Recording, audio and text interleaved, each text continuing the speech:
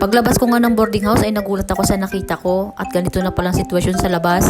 Sobrang lakas ng hangin. Pero hindi ako nagpatinag, pumasok pa rin ako at naglakad. Siyempre, empleyado tayo eh. Sabi nga nila, bagyo ka lang, empleyado kami. Abay, empleyado ka nga, pag nakuryente ka naman diyan, ay baka mag last day ka.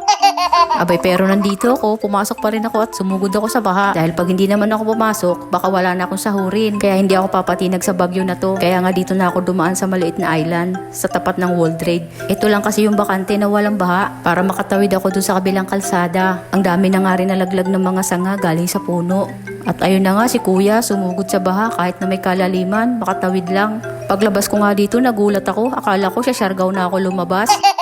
Abay, nagmistulan ba namang dagat na dito? Ang lakas pagod ng alon. Ito talaga yung tinatawag na hindi natuloy na outing. Kaya dito na lang tayo. Cheres! At ito rin si Manong driver, ipinilit yung kotse niya. Kaya yan, tumirik na. Kaya pag may mga ganitong pong bagyo, ingat po tayo palagi. Bye!